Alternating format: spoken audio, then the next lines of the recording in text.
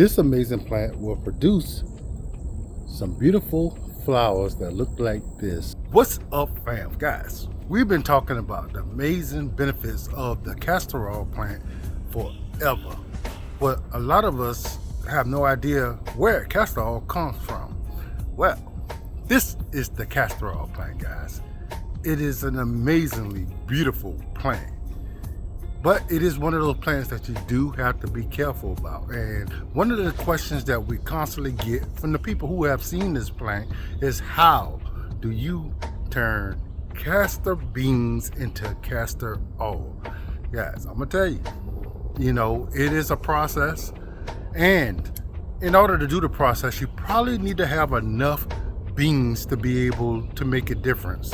All right, so one, you need to know castor bean is where the rosin comes from. It is very, very toxic, and you have to handle them with a certain amount of care, but they definitely can be handled.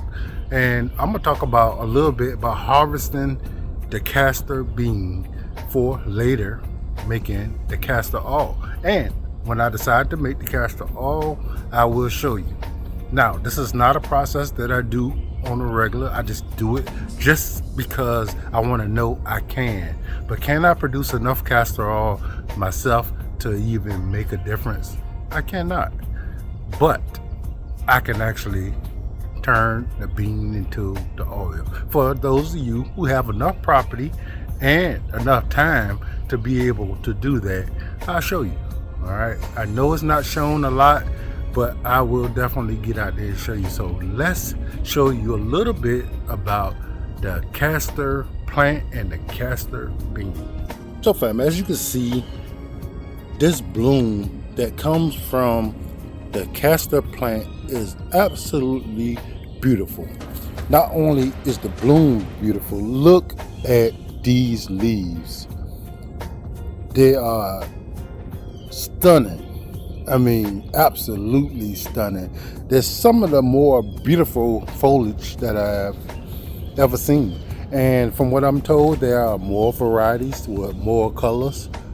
So some of them are just green, but I love mixing this color in my garden because it stands out so amazingly. As time goes on, the color of the bulbs will start to fade a little bit, and then they will eventually turn brown. When your flower buds stop to look like this is when you want to harvest. Like we said, the castor bean can be poisonous, so you definitely want to handle them with care. So I'm gonna show you exactly how I harvest my beans and what I do with them from that point.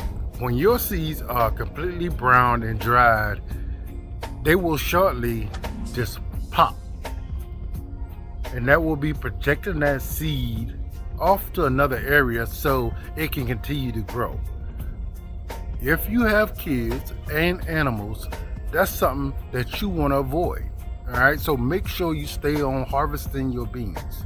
All right, if you have a whole lot of property and you want them to continue to grow, then you don't have to be as vigilant. But you do not want those seeds laying around for your kids or for your animals to be picking up and playing with. So I would say, just for safety purposes, maybe put on some gloves when you're handling them.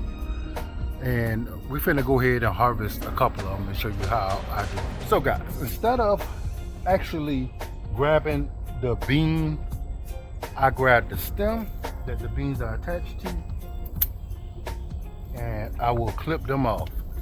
All right, so now I have a whole stem of beans. I have a croaker sack.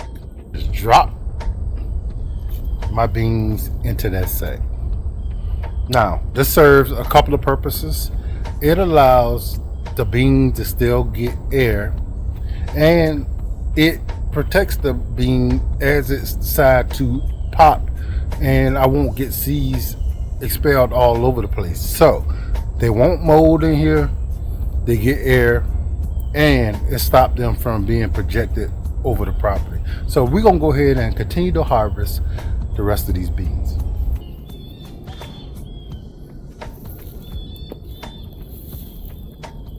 So fam, once the buds or the flowers start to fade and some of them starts to turn brown, getting ready to pop, I didn't go ahead and harvest those. All right, so the ones that's not brown will eventually turn brown and start releasing the seed.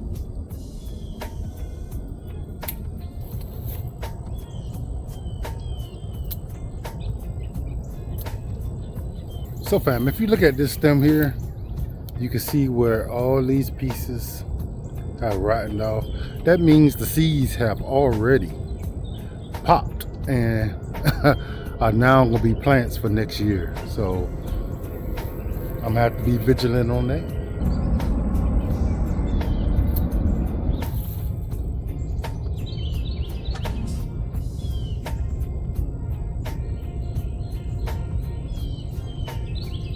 All right, fam. So one thing you want to know about the castor bean plant is the fact that it grows extremely fast. So even those of you who live in shorter summer climates can actually grow this.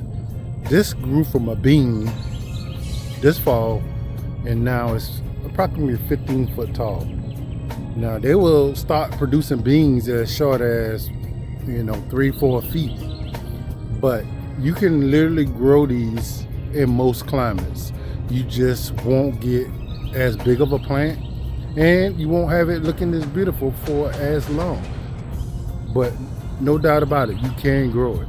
This amazing plant will produce some beautiful flowers that look like this, that will then turn to this. So now I'm going to show you what the bean actually looks like. Each one of these pods have at least 4 seeds in them. All right. So we're going to take one off and we're going to open them up so you can see what they look like.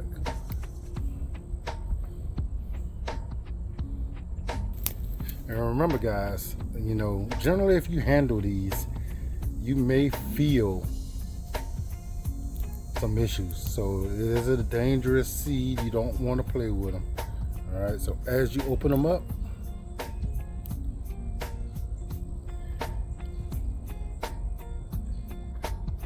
you will get a seed. It is a very beautiful looking little seed, and each one of these compartments will have another seed in them. And like I said, if you leave it on the plant too long, the seeds will pop out and project in another part of your yard, and it may be in a part of your yard that you do not want these plants to grow. Now, I planted a couple of trees a couple years ago, and I got tons and tons of plants the year after. So I have to pull them up every year. I'm sure I already have seeds that are already projected out. That's probably gonna be one too, because I'm not. But this is what the seeds look like, guys, and these are the seeds that you will use to make the castor oil from.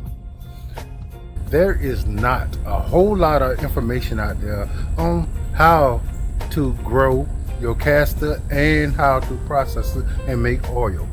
These are amazingly beautiful plants, guys. You can grow them just for these amazing, beautiful foliage. Or you can literally try to make you own castor oil. Now, we do it just because we like knowing the process of things. My wife and I, anything that we find, we want to know how we can do it also, because we want to be self-sufficient. If it ever came down to it, we can do it, and we bring y'all along with us so y'all can see how to do it also. So guys, I appreciate y'all for joining me. Till the next time.